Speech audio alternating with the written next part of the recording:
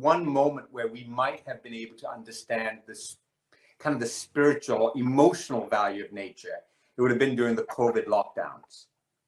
Like, think about that demand. And that kind of tells me that, you know, during COVID, if you looked out of your window, you realized that people really were dying to be outside, and that embrace of nature was important. What does it take to do the impossible? What does it take to level up your game like never before? What does it take for individuals, organizations, for even institutions to achieve paradigm shifting?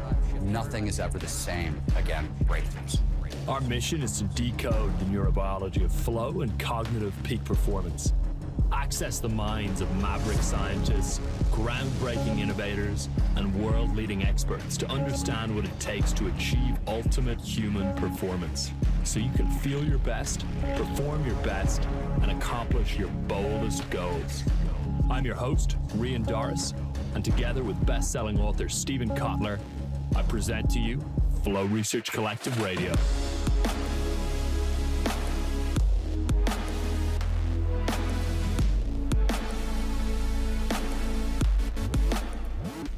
First off, just want to welcome everyone to the live broadcast today. Really, really great to have you all on board. And this is going to be a really fun conversation for the launch of Stephen's new novel and 14th book. Stephen, I think at this point, is that right? Or 15th? If we count whatever it's called, my audio book is a book. Mapping Cloud 9. If that counts as a book, I think this is book 14. Or book 13 if you don't count that one. And I'm not sure if I count that one. Nice. So, well, let's just call it 14 then. I count that one. So, yeah, the launch of Stephen's 14th book, which is The Devil's Dictionary, follow-up to Last Tango in Cyberspace.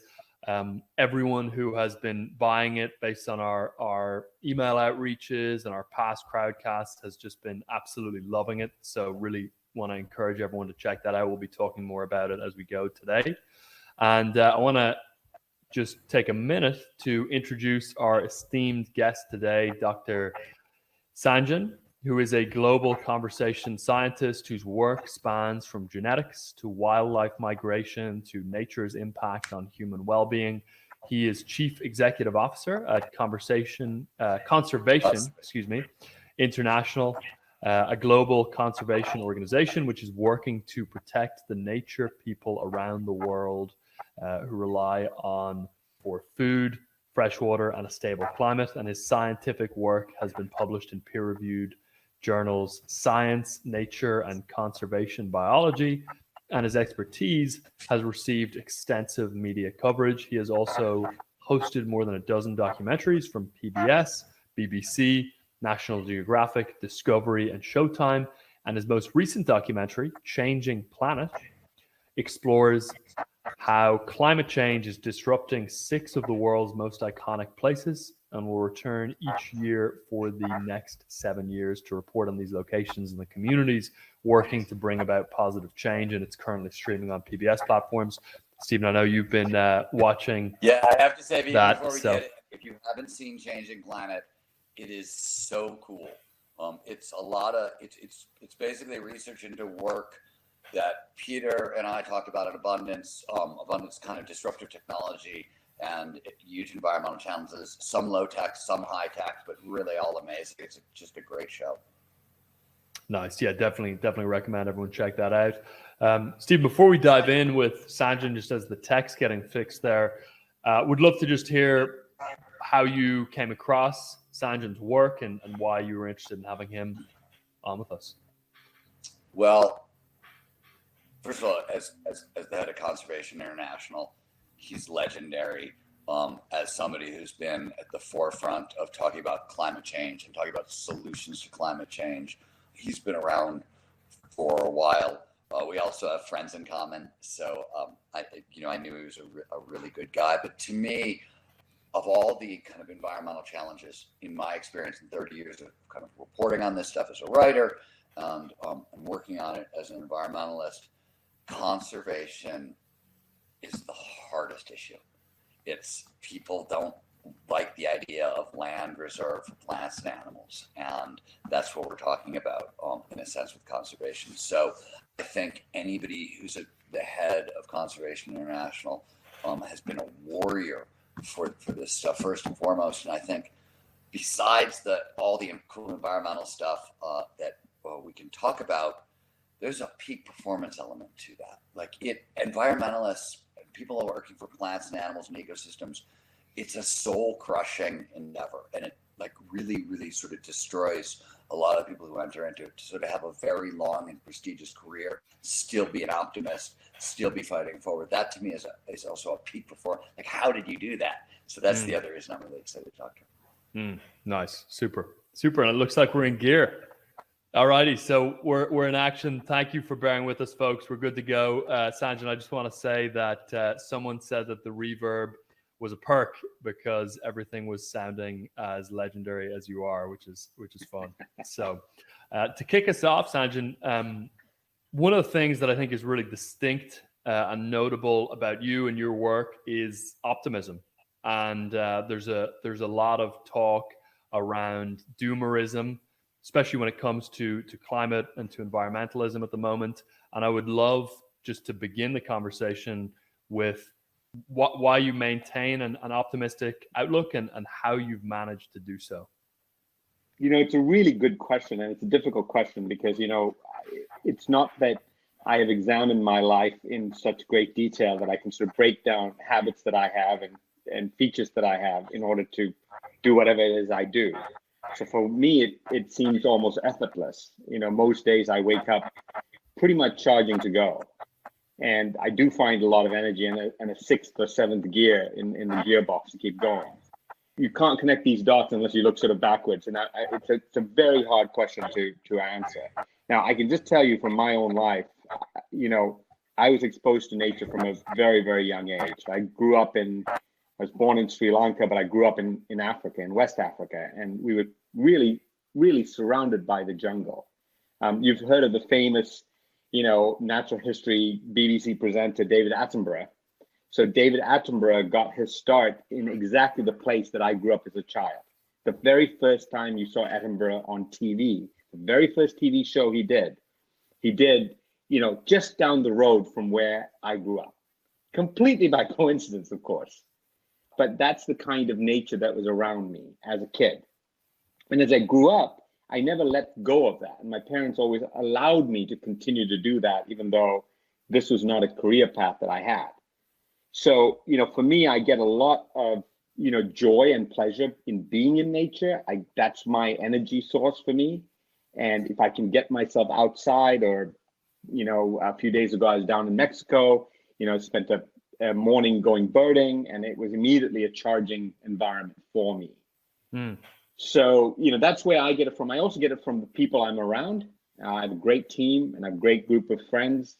And then I always view my life in narrative arcs. So I see a story in my life, in my brain. And, there are these moments that, you want to have in your life where you feel like you actually can control something big. Right? Who doesn't want to actually try and do something big once in their life? And I think when you're in this space that we're in, the moment is brilliant because we're finally at the place where we can actually see the future and we're not so far gone that we can't do something about it. So why wouldn't you want to be here at this moment in this life? And for me, with the fact that I was born in the global South, but I have all the privileges of the global North, it's just, I see it as a real obligation and a real pleasure to do what I get to do. Doesn't mean I don't get depressed. Doesn't mean that I don't, find despair as well. But I don't ever let it sit for too long. There was an interview, Sanjayan, that came out with Chris Anderson, who runs TED, and Elon Musk a couple of weeks ago. And he was asking Elon about, whether he is optimistic about the future and, what he thinks of the challenges that have been emerging around climate change. And Elon was underscoring a similar point. He was just saying that it's up to everyone whether the future ends up positive or negative, and it's not predetermined. And so you may as well be optimistic if it's going to help you be more effective in bringing about a good future. So yeah, I love that point. Wanted to ask you one question here before Stephen jumps in. So you grew up in Africa, and you were born in Sri Lanka. So, I really see you as a citizen of the world, at least in terms of your upbringing. And I'm curious if that impacted your work, being focused upon Earth and on conservation itself. No, I think it gives me a unique perspective because I kind of feel, I feel a great deal of empathy for people who are in the situation where they don't have that much control over their lives. You take something like deforestation. Who wants old big trees to get cut down? No one really. And if you ever try and actually participate in deforestation, if you actually try and go to a tropical jungle and cut down trees and then burn it for charcoal and then haul it out to a road to sell it to a passing truck, that's not easy work. No one grows up aspiring to do that. And it gives you a sense of empathy for people who we in the environment movement often see as our enemies. It allows me to see a little bit of their lives and understand the solutions must include them. Otherwise, it'll just be a stopgap measure. Stephen, a question for you on that note. On the last Crowdcast, we were talking about empathy expanding beyond empathy for people and into empathy or connection with, wildlife and potentially trees. Stephen, do you think it's plausible that, growing up across the world and being less sort of localized could expand your sort of cross-species empathy? That's an interesting question. And that's questions about culture and perspective. And that's interesting. And I don't know if I have the answer to that. But for example, the answer Sanjayan just gave about going birding in Mexico, when you go birding, like you're just watching bird behavior. If you've ever done any primatology or any animal work, you're sitting on your butt and you're just watching animal behavior for hours and hours and hours. And in the beginning, because you don't speak the language, and if you've ever observed, I spent a bunch of time with Patricia Wright in Madagascar observing lemurs. And, in the beginning, it's a bunch of monkeys in the trees. And after 2 days of it, the social structure of the tribe, who's the families are and who's friends and who's trying to cuckold who. And the details start showing. And then those details, when you start bridging the gap. So I think not only, obviously the economics and being exposed to different strata, anytime you get multi-perspectival thinking, use the formal term, it produces more empathy. But exposure to nature early on opens up your perceptual system to take in the details of nature, right? When you went birding, they didn't have to tell you what you were looking at. You knew what you were looking at because you had been exposed to those details over time. That's sort of when we talk about, ecological awareness or nature relatedness or cross-species empathy, all those terms are semi-synonymous at this point.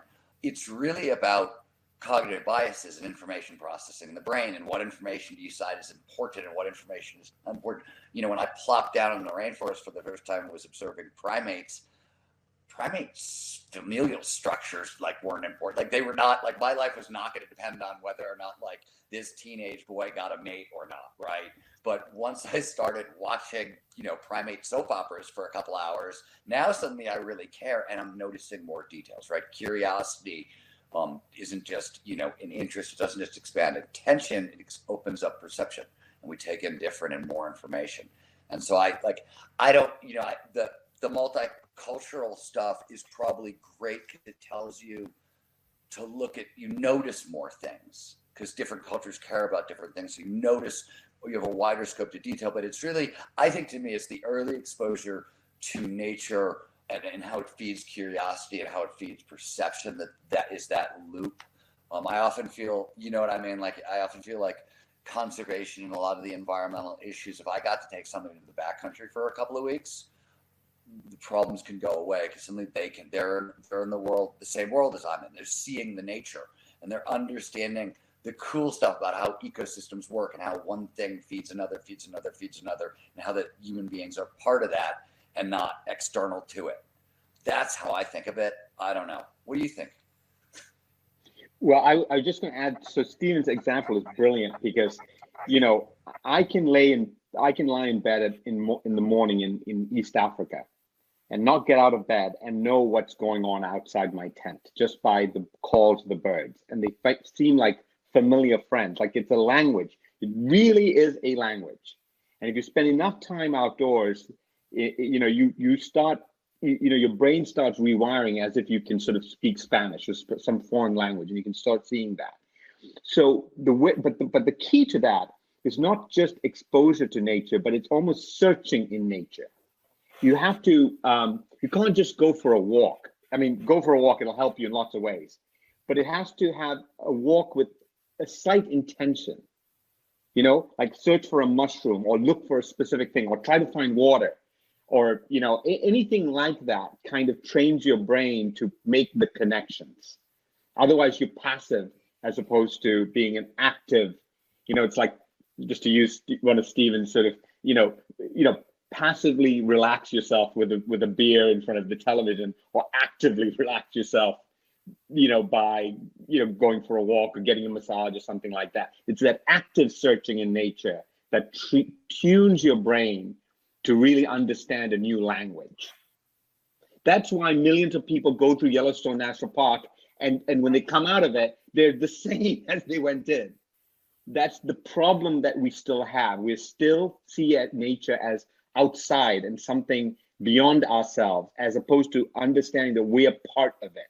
And anytime you can find a way to connect yourself as part of it, like Stephen did, sitting in a forest in Madagascar watching lemurs, he becomes part of the troop in some way. That just changes and rewires his brain to see nature as part of ourselves, and thus see the connections, and the ultimate connection comes back to us. And to take, Elon sort of, look, my worry is not that, life disappears. Life on Earth is not going to disappear, certainly not because of us. It just won't. It could disappear because of an asteroid, but it's not going to really disappear because of us. What could disappear is us and our civilization. That is very fragile. People don't realize how many hominid species there were that went extinct along the way to get to us, right? Like the fact that we're the only remaining hominid species is a historical rarity, right? The vast majority of the time, there are a bunch of us. That there's one left is ridiculously rare. And, as you pointed out, I don't remember who said it. Life finds a way. Life will always find. Oh, that was Jurassic Park. But it was Jurassic Park, but they're basing it on. I want to say it was based on a complexity biologist named Stuart Kaufman, is who I think said it originally. But life finds a way. But human life may not find a way. One of the things that I love this about the new show also, and it's a thing that I think is hard for people to wrap their heads around, and it's particularly important when it comes to kind of environmental work. You talk a lot about nature-based solutions, but which might be better terminology. When I think about disruptive technology and its ability to impact environmental challenges, one of the things that I always have to pause and say is we don't just mean high tech, we also mean low tech. I mean vertical farming and cultured beef, but I also mean regenerative agriculture and sylvian pastures and things like that. And when you start talking about nature-based solutions, is that a solution to the storytelling problem around? I think people hear technology and they first automatically assume it's going to be big technology instead of low tech solutions. And I do a lot of work on forest health and forest fire, and I know your show, you covered the indigenous methods of bringing back indigenous burning of forests, which is a really sort of low-tech idea that's been around for 500 years and is, there's a bunch of high-tech solutions for fighting forest fires and fighting the damage they do to forests, but it can't be done. You have to do it in conjunction with indigenous wisdom with these low-tech approaches. And I find from a storytelling perspective, that's hard. It's one of the reasons I think environmental challenges are sort of tricky to talk about, because you want both of these solutions at the same time. Yeah, I think you're absolutely right. And one of the things that you're pointing out is that I don't think the technological revolution that has impacted almost every aspect of our lives has still really impacted, sort of conservation and the environmental challenge, kind of the greatest challenge facing the planet. that part is still in its infancy. I mean, just think about virtually anything you do in your life, from how you publish your books, to travel, to how you might order your food tonight, to how you move around, like virtually, or banking, like virtually everything you do has been massively transformed by technology. But taking your own sort of problem of dealing with fires in the West, you're still going out there with people and a sort of essentially a pickaxe type tool and cutting fire lines, and using sort of like planes that were built in the 1970s to drop basically water, right? I mean, it just hasn't gone much further than that. Like, a wire can fall on the ground and spark a fire that can destroy a giant chunk of California. To me, is still not just low tech, that is prehistoric.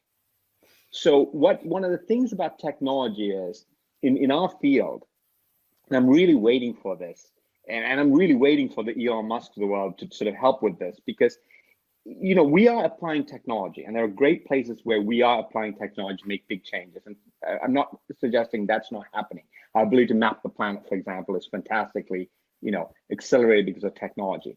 But it hasn't still fundamentally transformed how we do what we do.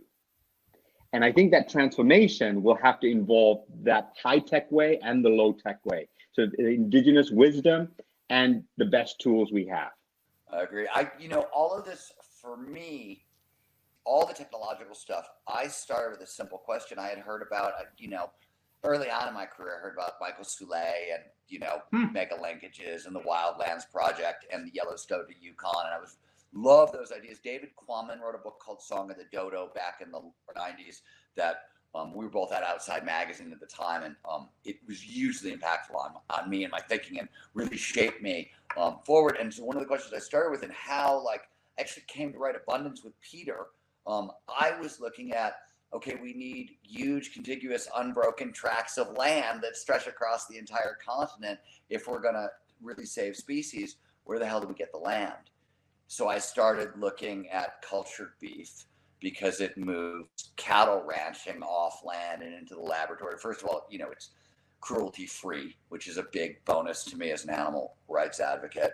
But it was also 30% of our land is cattle ranching. And if we could get the cattle off most of that land and give the land back to plants and animals, and then vertical farming was the next technology. And I met Dixon Desmaumier very early on because of that. And I was like, okay, we can get land agriculture off the farm and into the city, and we can rewild, as they're doing all over Europe at this point, and turn the farm. I started with a conservation puzzle, and where do you get large tracts of land for plants and animals, and which technologies enable that? That was my whole oh wow, we can use technology to solve environmental challenges. Those are sort of my gateway drugs, because I was trying to figure out how could you create mega linkages and how you would ever get that much land.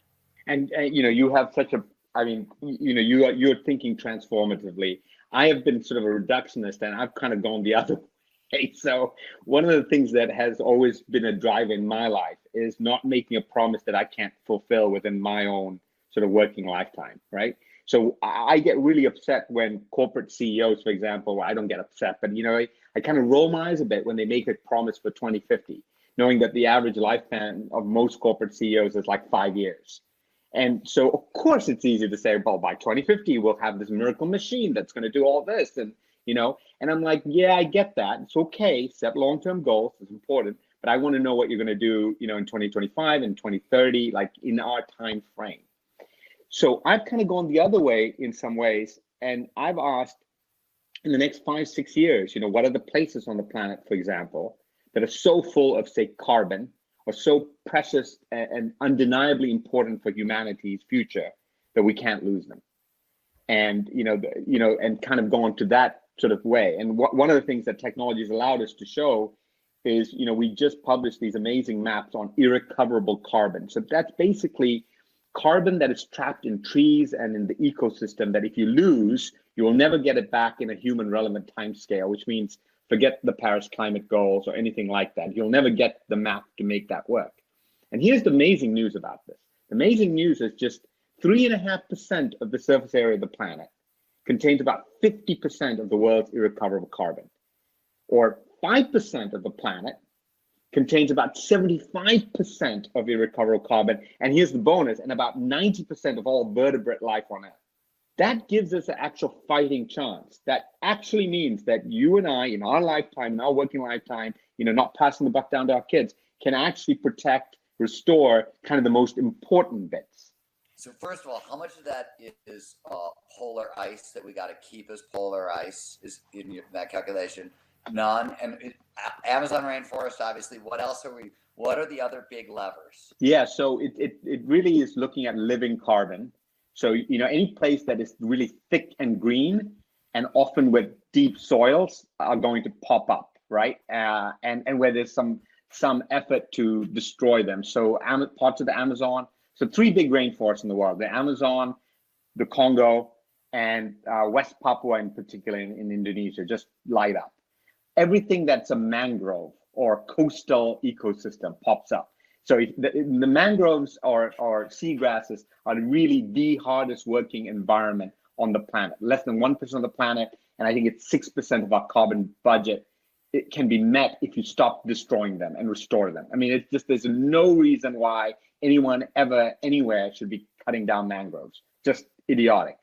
But then others come up too, the Emerald Edge, the big forest between Northern California and kind of, lower part of Alaska, that the Great Bear Rainforest, really lights up. Some parts of the Boreal, the peatlands of Scotland light up. So anyway, when we publish this map, it's a fascinating map. You can go down to half a square kilometer and get very fine. And even in countries where you don't think there's a lot of carbon within that country, let's say you were born in Namibia and you wanted to protect the most important carbon-rich habitat in Namibia, within Namibia, you can downscale and find bits of, the parts of that go near the Okavango Delta that you need to protect, right? So, Sanjayan, could you just to make sure everyone's on the same page, could you explain the mechanism at play there and why those areas are, important for folks who are just unfamiliar with the mechanics? Sure. So I think most of your audience would have heard about the Paris Climate Agreement. It happened about 5 years ago, 5.5 years ago, where the world came together, 190 plus countries, and agreed that the only way to chart a habitable future for humanity is to try to keep our temperature within about 1.5 to 2 degrees Celsius, right? And they did the math around it, like how much emissions can we still afford to put up? How much do we need to draw down in order to get there? All of that, which virtually every country signed on to, all of that math was predicated on one fundamental assumption. That assumption is nature is left alone, meaning nature will remain the same or get better in that time period, which is incredibly ridiculous because all you have to do is look out of your window or go for a walk to any familiar place and just look at the assault on nature. So all of this climate math is predicated on the assumption that nature will remain the same. Now, that's my job. That's how I see my role, is to keep the table standing, to keep nature at least the same, if not better. Otherwise, everything else, what Elon is trying to do, what people are trying to do with solar, what people are trying to do with infrastructure, all of that will be for naught if you don't keep nature at least the same, because it's such a huge part of the climate budget.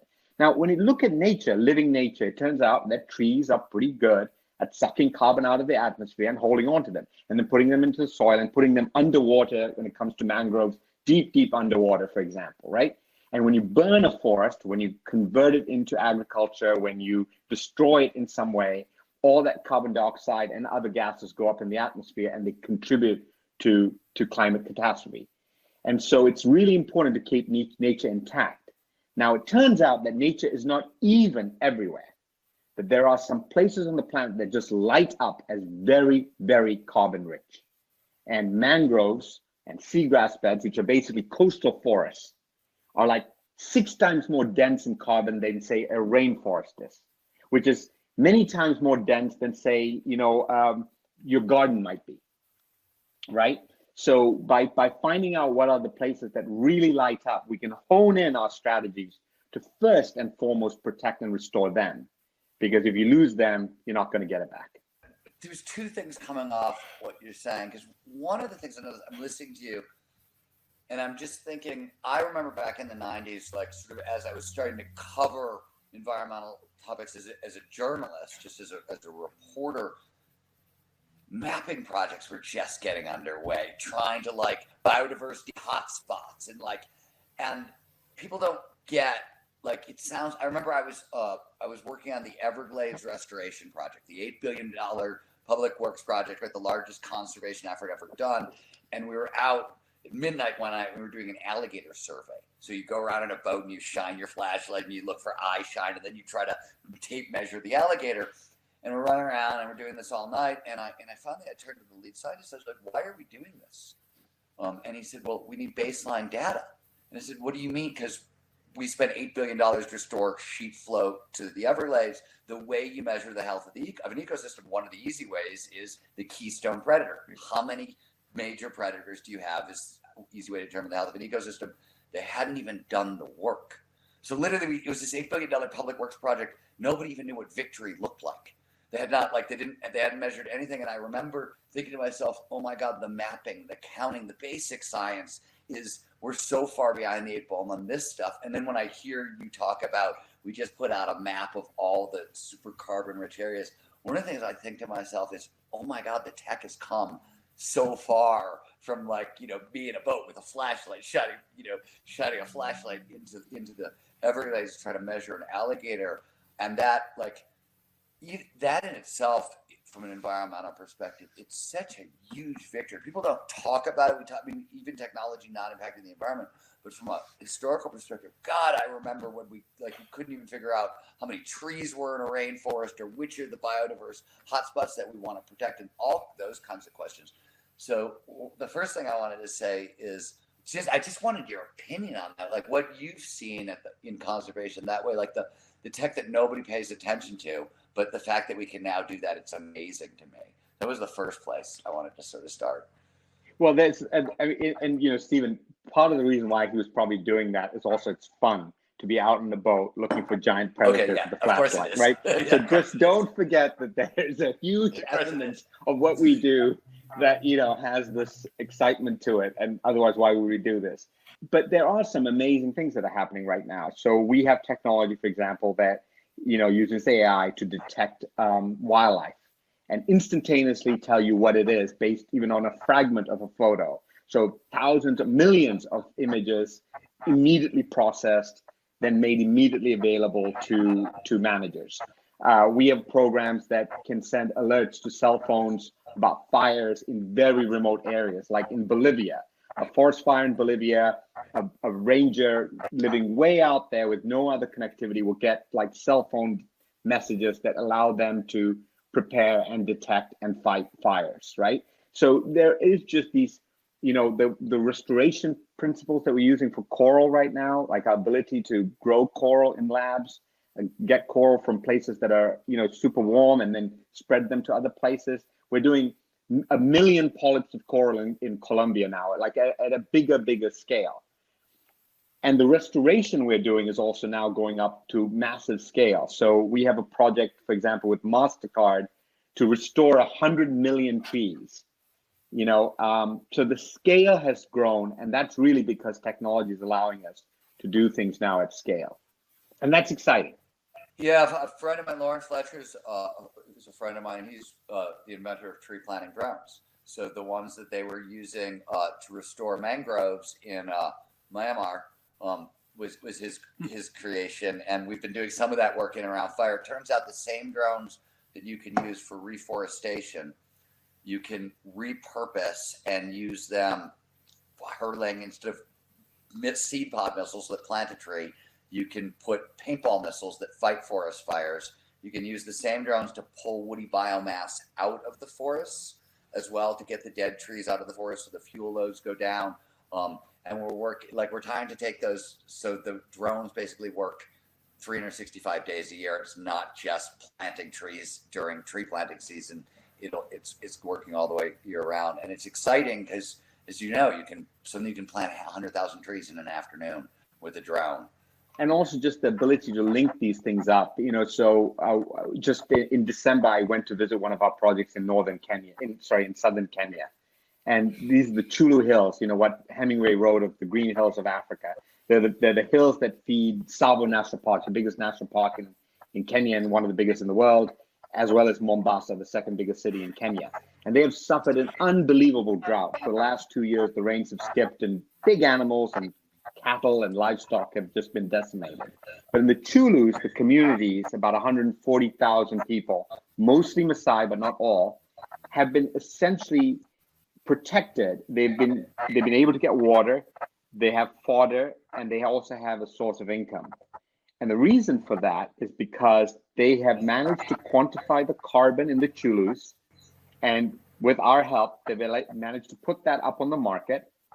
And companies like Apple and Netflix and Gucci have come in and bought those credits that now provide those communities around $2 to $3 million a year, without any philanthropic help. Now you just think about this. It's a Maasai, it's a nomadic tribal community in Kenya that is quite literally linked to my iPhone. To me, that is a miracle. And that's the way we're going to get scale in conservation, right? Once we can make that production and protection model really fit with each other. So to me, that was like an amazing thing, because I'm so tired of just philanthropy being the only driver of conservation. I mean, imagine if we could get climate change to pay for itself, or like if you can get like instead of people seeing it as sort of some place you got to dump money in, but it's actually generating income for us. Some of the coolest stuff going on, I think, in conservation, I'm psyched to hear you talk about it, are these new kinds of finance models, forest health bonds, things that, I spent so much of my career trying to remove this term externalities, right? Which was things the market won't pay for, which were ecosystem services, right? I was in that fight with Amory Lovins trying to should we put dollars on externalities? Because maybe that's the way to get people to pay attention. And now the fact that companies are coming in and saying, oh no, we benefit from the clean water, we benefit from the carbon capture, we benefit from all this stuff, and we're going to pay for it to support it, is so amazing. And it is, it's got to be how we get to scale. It's got to be done that way. And it's so exciting to kind of hear that work. And it's also, when you were talking about coral, I'm sure you remember this because you've probably been up close to it further than I have. But I remember it was like, there were two things that you couldn't do. You couldn't regrow a rainforest because the soils were too delicate, and you couldn't regrow coral. And these were I remember this from in the late 90s, where people used to say this stuff all the time. And these were truisms in conservation, environmental work. And it's 20 years later, and neither of those things turn out to be true. They're hard to do unless you're doing it right. But now that we know how to do it right, it's actually not that hard to do. So one of the things that I think is really cool in conservation, we don't often realize this, is a lot of the stuff that we thought was impossible, we didn't know how to do it right. And now that we've actually figured out how to do it right, because science has taught us a little bit more about how corals breed, for example, it turns out, no, it's actually totally possible, and you can actually do it at scale. And that's amazing. Reef restoration work is astounding, because 20 years ago, we just all thought it was going to go away. Yeah, and the same thing with regenerative agriculture, the same thing. I mean, we're having communities in Botswana who are changing the way they graze in order to put more carbon back into the soil. So, I mean, I feel like we're on the cusp of finally using both technology and the power of the markets to scale up these things that I always thought, my parents thought was a hobby, and I thought was maybe a small career in a very niche market. I mean, I tell you the thing that gives me some sense of hope, and that's, 5-10 years ago, we were on the outside, yelling in. Then we were asked to come into the lobby. Now you go to any major conference, you open up any major newspaper or website, and the issues that I've cared about all my life are now front and center. And every corporate CEO is talking about it. Every young person is talking about it. Every indigenous community is talking about it. I mean, the eloquence with which my friends in the Maasai community talk about carbon markets is astonishing to me, because I'm just starting to catch up, and they are not just caught up, but they've actually created it, and they're benefiting from it directly. So that gives me an enormous sense of optimism and hope. I'm sure we're going to solve this. My only worry is, will we do it fast enough to also enjoy some of the benefits? Stephen, before you respond there, I actually just want to ask you to clarify for the listeners what you see the link being between these kind of disparate fields of flow and peak performance. You know, there's exponential technology, given your work with Peter Diamandis. Then there's the themes that you cover in Devil's Dictionary around empathy, environmentalism, and I would love for you just to articulate the linkage how they all between fit those together. fields. Yeah.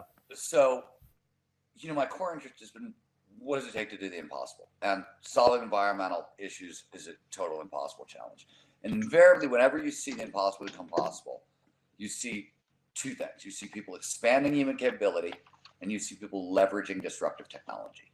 Those two things, when they bump into each other, that's usually the breeding grounds for when the impossible becomes possible. And on the environmental side, on the flow side, which, you know, underpinning peak performance, it deeply ties in to the environmental stuff for two reasons. First is, and I've written about 5 or 6 newsletters about this fairly recently. We talked about it last time, but it's worth bringing up again. When you're in flow, when we're in the state of peak performance, a lot of different things get amplified: learning, creativity, productivity, etc. Empathy and environmental awareness, ecological awareness, both expand when we're in flow, especially if we're having a flow experience outside. There's a bunch of different neurobiological reasons for it, but empathy and flow tends to expand. Not just, you know, I'm not just empathetic for all human beings, which is super important. I'm empathetic for plants, animals, and ecosystems. It naturally pushes it out into the natural world. It widens our sphere of caring. All of this matters. One of the reasons we were starting this conversation talking about details in nature, being a birder and noticing the little details in nature, that's ecological perception. If you talk to psychologists, neuroscientists about our current environmental crisis, one of the issues is because of how the brain filters information, right? We're bombarded with information every second, 11 million bits a second coming from our senses. And the brain consciousness is 2,000 bits, and attention can focus on like 250 bits. So like almost everything goes away. And if it's not foundational to survival, the brain edits out. And we live in boxes. We stare at boxes all day. I'm now staring at 3 boxes inside a box, inside the box I'm sitting in. My brain thinks box world is what's important. And so it filters out. And if I don't go take my dogs hiking through the mountains every day, if I don't go into the backcountry every day, my brain is going to start filtering out that world. I'm literally not going to see the plants, the animals, the ecosystems. And you know, and then when you want to take it to the next level, I was hiking this morning, and I've gotten in the habit of trying not to walk through spider webs, because it takes a spider a lot of energy and a lot of time to spin a web, and they're kind of everywhere at this point. But if that web doesn't catch that spider food, it's probably not going to procreate, and it's, you know what I mean? And spiders are good. But like the level of like, first I have to take in enough information about nature to even notice a spider web, which most people don't notice when they're walking around. And now I have to care enough to walk around it, because those spider webs are really good for the ecosystem. They're catching insects that blah, blah. So like, that's a level of, that's what you get with ecological awareness. That's the stuff that starts showing up in flow. And those are the kinds of changes people sort of need to make when we kind of can feel about plants, animals, and ecosystems the way we feel about families and friends. Now we've got a chance, right? And I care about I always say that one other way you can tell, you know, how far, when I go into a forest, I'm not lonely. I can be totally by myself, but I go into a forest, as long as trees are around me, I'm never lonely. Trees are my friends. And there's a feeling that comes that way. Like I'm less lonely in forests. And that's a weird kind of relationship. That's the stuff that starts to happen to you as you start to develop ecological awareness. And so like, it's not just we got to see nature. There's a whole freaking universe out there that you actually get access to and get to interact with in really neat ways, that flow can be a gateway drug into. The other side of it is, I did all the flow work because the whole training side, like the Flow Research Collective works in 140 companies. Why are we training people all over the world? Because it's not just I want people to learn how to be more productive at work. I want people to learn how to be more productive and get into flow and use the tools of peak performance so we can go after the world's grand challenges. So we can go after climate change, so we can go after poverty and energy scarcity and water shortage and all these things, because it's going to take people performing at their very best and working together at their very best to solve these challenges. I agree with Sanjayan that like it's we live in an amazing time, right? It's either a catastrophe or the greatest opportunity in the history of the universe, and it's gonna go down in our lifetimes. Like the next 25 years, at a certain level, if you're talking about if you take biodiversity and climate change and these crises seriously, and you sort of, I think, know what we know, we got a 30 or 40 or 50 years to like window. We either save our species and save our planet, or we don't. And you know, Peter and I used to joke because it was funnier in 2010. We used to say, you know, it's abundance or bust. It's less funny now in 2022, right? It's the logic hasn't changed. It's still abundance or bust, but it's no longer as funny because the crises are coming closer, and the impact of climate catastrophe. You know, the West is going up in smoke every summer. The East Coast is underwater every winter. Huge parts of the world are at war over water and, you know, energy and things like that. You know, it's really real. It's not funny anymore, but the opportunity is amazing. And I think flow is part of the solution. And I think disruptive technology is part of the solution. At a personal level, I always said the impossible challenges I came here to solve are all about plants, animals, and ecosystems. And, you know, it's because I read the Lorax when I was a kid and I was brainwashed by Dr. Seuss, you know? Yeah.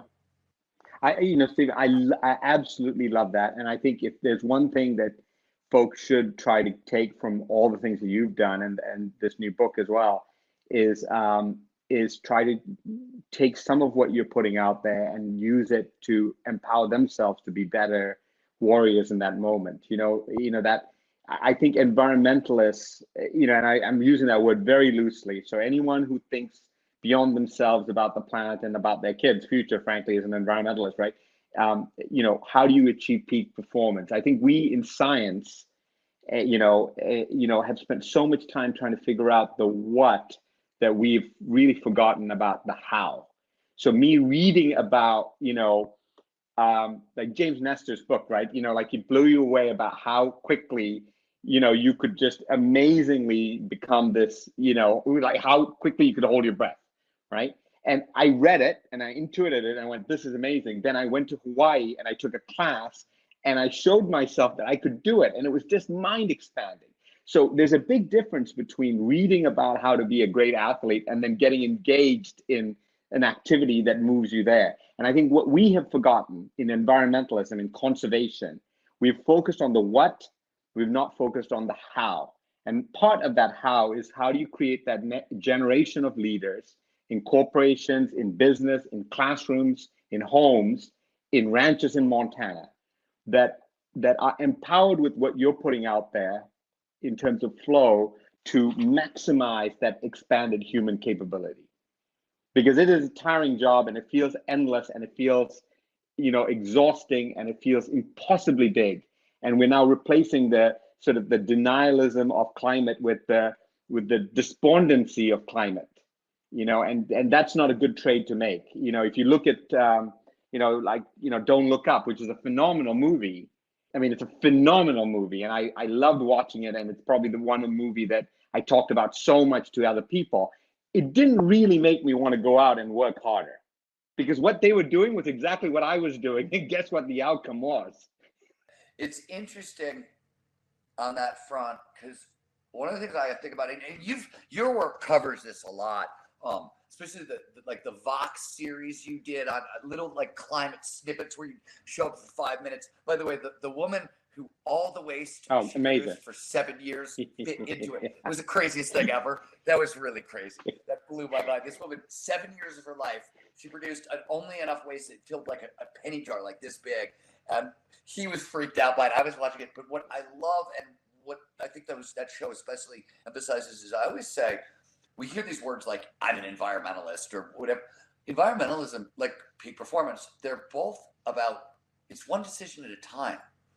Am I going to buy chicken for dinner or am I going to buy steak? am I going, right? Do I want leather car seats that are made from animal skin, or do I want cloth car seats that are made without cruelty? Like, these are, environmentalism is a choice, is just a daily choice. It's like peak performance. Peak performance is like 6 things you do every day and 7 things you want to do every week. If you're following biology, right? Just the science of peak performance, what the biology teaches us. Conservation, environmentalism, something's very similar, to a series of like 4 or 5 choices you could make every day and 5 or 6 things you could do every week. And like, so that's also an interesting thing that I don't think, we hear this great despondency and people don't realize how unbelievably empowered they are in the first place. And I think the other thing, and I want you said this earlier, and I just have to agree with it, because to me, it's stunning. For 30 years, I've like tried to do this work, not at the level you've tried to do it, but for 30 years, it's been an ass kicking. And then suddenly in the past 2 or 3 years, suddenly I'm no longer shouting at the rain. Suddenly, like, I'm in the boardroom and, the guys in the boardroom with me who used to be the enemy we're speaking the same language. And suddenly those, triple bottom line goals that were like people were just giving lip service to for years, like, it's unbelievably real. And one of my climate heroes for the past 4 or 5 years has been Microsoft. Like, of all the companies, like Microsoft and Luke Joka and their sustainability programs are amazing. And 25 years ago, I couldn't think of a company where I'd be like, well, this company is one of my environmental heroes. Like, that's crazy. And that's really fast. So like the mindset shift that's important to me that you were talking about, I think it's actually happening. I sort of feel like this stuff, we're moving in the right direction. It probably would naturally evolve over the next 25 to 50 years. I think we get there. We just have 5 to 10 years to solve the problems. We have to step on the gas, but everything's already, it's moving in that direction. And like, to me, like, it's the most joyous thing in the world, because, I'm not the only guy on the block who right now wants to save the whales. We all want to save the whales. That's cool. Yeah. Yeah. And on your technology piece about leveraging technology, I think it's what you said before. It's leveraging technology, but that means new technology as well as really ancient wisdom. Because if you think about something like, how do we fight fires, or how do we take care of the land, or how do we find water? These are things that humans have wrestled with since the dawn of humanity. I mean, since the dawn of hominids, if not before. So we've had 4 million years to figure out how to find water. So why are we ditching all of that in the last, couple of decades? Whereas if you're thinking about how do you fly, fair enough. That's like a pure new technology kind of thing. We've had 50 years of that or so, right? But these other fundamental things, like how do we live in a place, or how do we take care of ourselves in drought? We have enormous indigenous wisdom, local community wisdom that we have just ditched, that we absolutely need to bring back, because it's that combining of that old tech in some ways, or wisdom-based technology that is indigenous, and new tech that really, for me, gives you the leverage of tech. Sanjayan, just a question for you on the fact that Stephen is no longer the only one trying to save the whales in boardrooms. So a lot of our audience, a lot of our listeners are CEOs, leaders, executives with P&L responsibility. Not necessarily of companies as large as Amazon or Microsoft. Sometimes these are smaller bootstrapped businesses, and you were touching on the fact that sometimes the overly long-term goals that are set, by C-level execs who may be doing it, to an extent for virtue signaling or other things like that, that's not necessarily the best way to go. So I'm curious what your advice would be to, let's say, the CEO or the leader of a 50 to 100 person bootstrap company, on how they can support biodiversity, nature, and just environmentalism overall. What is the most effective way to do so? So here's what I would say.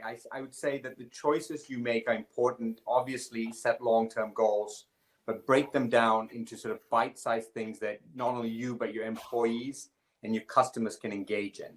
Little choices that you make do matter. I'll just give you a really simple example, right? So I drink coffee at home, and I boil water, and I do the pour-over method. But I nearly always boil way more water than I need for my coffee. And I bet you it's probably the biggest energy use in my household every day that I could cut instantly by half, if by just a second of like trying to get it just about right. Right? That's just a simple little thing. So take steps that you can make in your own business, set goals that you can try and reach, measure them, engage with your customers, engage with your employees, because they're going to want it in the future. I'm telling you, like, flat out, like, you can be on the right side of history, and those innovations that you make now are going to pay off in the long run. You know, the one thing I know for a fact is that nature tomorrow is going to be more valuable than it is today. That is an absolute truism. So why not invest in it? Because it is, what I don't know is what the shape of the curve is, but that's true. So that's what I would say, you know, to company CEOs. You know, I would also say that, you know, your customers are becoming incredibly sophisticated, and technology is allowing them to have real-time information about what you're doing. And I think that the pledges you make, you're going to have to step up to. Love it. Super. It's great, Sanjayan. And I use the pour over method as well. One of the most satisfying things is filling up the cup that you're going to drink the coffee out of, pouring that into the coffee kettle, and then you've got the exact perfect amount of water when you use the pour over. So definitely going to back you on that one. Look, that's a little, you know, guess what? I wasn't doing that. Yeah. So there you go. Stephen, have you got any final questions before we close here? The one thing I sort of wanted to get a sense of, because I said this sort of as my teaser, in my experience of all kind of the environmental jobs, conservation is the hardest one. And Conservation International, you guys have been around for so long, and you've probably done as much work globally as almost any organization I know. How have you seen, what are you seeing on the front, like on conservation? I know, like, it's amazing. I use the term mega linkages. I remember when E.O. Wilson wrote Half Earth, and I was like, oh shit, he said it out loud. He told them what we all know, but oh my God. And now to the fact that, like, Half Earth fits the UN goals, fits climate change goals. So how have you seen conservation, and on the front lines when you go out into the world and raise money for your organization, raise money for projects? What's the experience? How has it changed over the past 5 years, 10 years since you started doing this work? I'm just curious about that. When I started doing it, it was a hobby. It was a niche. It was something that you did, and people who, after they had made a certain amount of money, could afford to then kind of dabble in it or support it because it was a nice thing to do. And there's nothing wrong with that, but that's genuinely how I saw my life. And I did it because I was passionate about it, not because I truly thought I could change the world. And here's why, because the dirty secret I was carrying was that I never could see a solution that was big enough that could actually tackle the challenge in front of us at scale. And I think even without climate change, I think we would have ended up with massive biodiversity extinction, you know, and loss of life on Earth in a different way. We would have gone down the path in a different way. In a weird way, because climate change came along and we started becoming aware of it, and it's so quantifiable, and you could actually put a number around it, and you could put a threshold around it, and you can say, these are the planetary boundaries that we can't exceed. It actually gives us some framework to actually kind of motivate to a goal. Right? If you don't know you're going to get to the top of the mountain, I don't think people would be climbing. I just don't think. I imagine if mountains didn't have tops, would people still climb? And I just don't think they would. So that's what kind of a weird sort of psychological sort of thing in my brain saying, like, this gives me put everything into a frame. And I'll tell you the other thing, the other thing is that, so younger people are getting involved. They're way more impatient for change. I'm not alone in the room. I mean, you think you're lonely in a boardroom? Jesus Christ, how do you think I feel? You know, like, how many people from the global south do you see invited to Davos, right? I mean, it's just like big things that now I don't feel alone anymore. I also find that companies can often hire people way smarter than me. You cannot believe the access that I now get to people in industry, to folks like you guys, to, amazing people want to talk to me about this thing that I always thought was my stamp collection hobby on the side. So that is incredibly empowering. I almost feel like I have all this amazing talent at my fingertips. I just need to figure out a way to utilize it better. And then the final thing I'd say is we're no longer capital constrained. That's an amazing thing. So it's no longer about money. Don't get me wrong. Like, I love the fact that people give us gifts, and I'm deeply grateful for every cent, every dollar that we get. But the reason we're not scaling is not just because we don't have money. It's like that's a small problem compared to the bigger problem. It's not a capital constrained thing anymore. It's almost a supply constrained problem now. We have way more demand than supply. Imagine that. We have way more demand for solutions than we have supply. That's a cool way of So thinking high about quality it. carbon projects, for example, like the thing I told you about Kenya, if I had 20 of them, I could get them all done instantly right now. Like right now, I have customers ready to go do it. So the bottleneck is actually at the level of entrepreneurs, at the level of innovation, at the level of creation. And policy. So don't forget policy. We're not talking a bit about this. So the reason policy becomes important with something like climate or biodiversity is that if governments don't have clarity about policy, then investments won't come in because it's just too risky.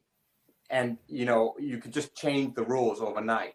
So the reason why we do our carbon projects in Kenya and in Colombia or in Peru is because they have clarified the rules under which you can engage.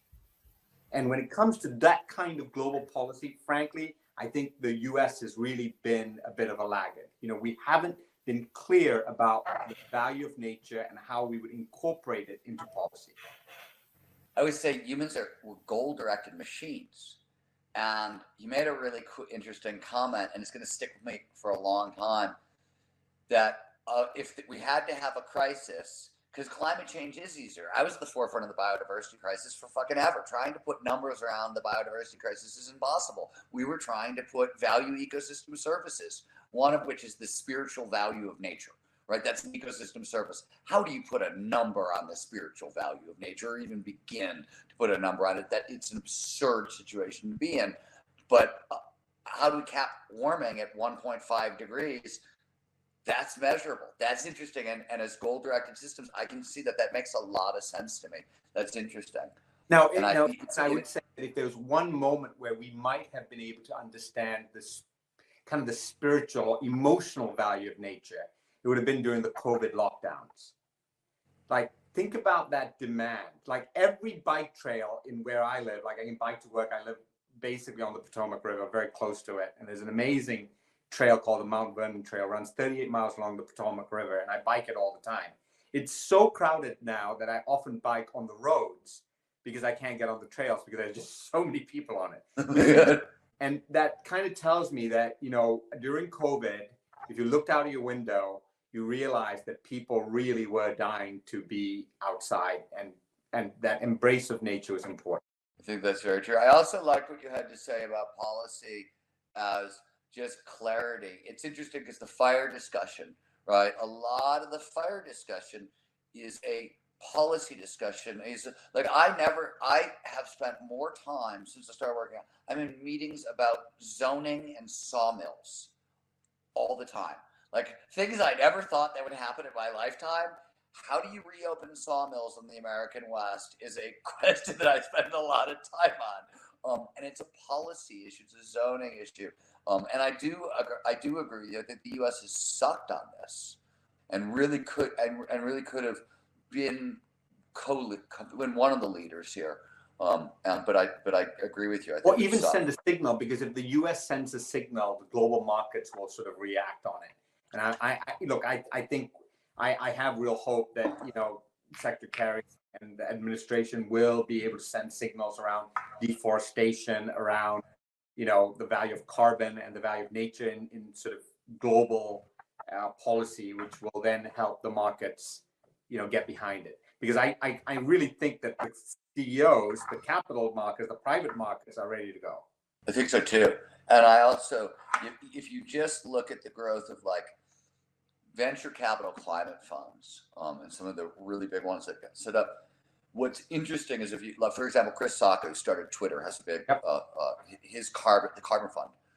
If you look at the companies in his portfolio, he's not just looking at what companies are going to make money. It's all the solutions. He's really tried to surround the problem. And when you see stuff like that in Huge, that's $1 billion fund at this point.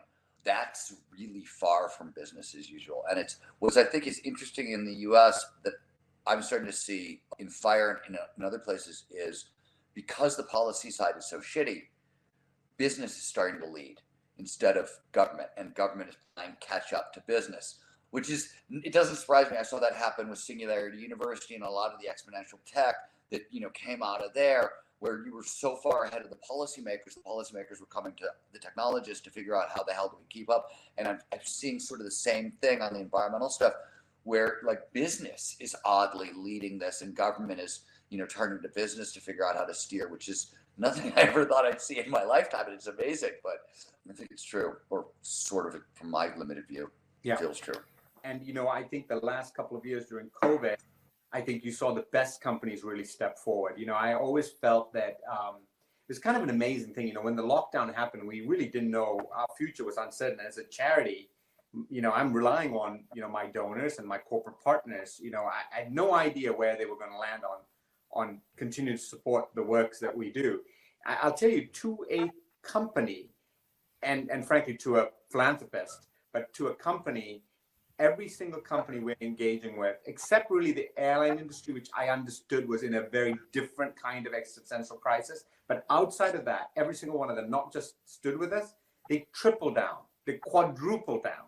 Like if you look at the sort of corporate engagement deals that we had going into COVID and coming out, it's an order of magnitude, sometimes 2 orders of magnitude bigger. It's astonishing. And I thought, why is this? And again, going back to cycling, I always feel like when I ride this trail, the only time I can overtake people is on the uphills, right? Like it's really hard to pass someone on the flats or the downhills. Like that's why, like Tour de France, if you watch it, like, the mountain stages are exciting. That's where the passing happens. And I actually think that the best companies kind of recognize this intuitively and use this moment to accelerate. And that's exactly what they did. Now, they're so far ahead in some ways that I think that's exactly what they kind of took that moment to do. I think that we're in a good place. I think it all depends on how quickly we can do exactly what you said, expand human capabilities and be inclusive about it, leverage technology, but new technology as well as ancient wisdom. And then do that, in my opinion, in a way that is compassionate to all, because that compassion has been missing from conservation in a long time. It's often been smug conservation.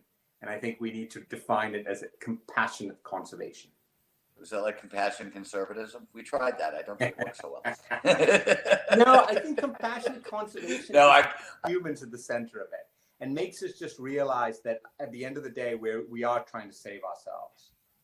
The tagline along those lines for Conservation International switched. Like you put people back into how you think about the equation. They weren't in the equation for a while with Conservation International. And I noticed that how you describe the organization now includes, nature for the benefit of people as well, which I thought was interesting. Yeah, we truly reflect that. The only way people will save nature is if it's in their own, enlightened self-interest, as our founder, Peter Seligman says. But, I do buy that. And certainly coming from the Global South, I see that all the time. Sanjayan, thank you so much for joining us. This has just been absolutely phenomenal. We've had literally no one drop off over the entire conversation, which is a huge compliment to you both. So, thank you so much for your time and the work you're doing as well, Sanjayan. It's incredible, and this was a great conversation. Anything you want to mention before we close here? Sanjayan, your work is so hard, and it's such an uphill battle, and you do it with a smile on your face. You've done it for a while, and I just want to thank you. Really, it matters so much. It's so important, and I just appreciate it. Thank you. Yeah, and I want to just emphasize as well, everyone should check out your PBS series also. Do you want to mention that briefly, Sanjayan? It's so cool. It's called Changing Planet, and if you go to pbs.org, you can find it there, and Netflix and all the other apps have it too. So super. Changing Planet, it's once a year for the next 7 years around Earth Day. Amazing. Super. Alrighty, thank you so both so much. And yeah, thanks everyone for tuning in as well. If what you've heard on Flow Research Collective Radio has been helpful, please consider doing us a solid and leaving us a review on Apple Podcasts, Spotify, or wherever you are listening to this. Reviews help us connect to a wider audience so we can get these peak performance principles out to more people.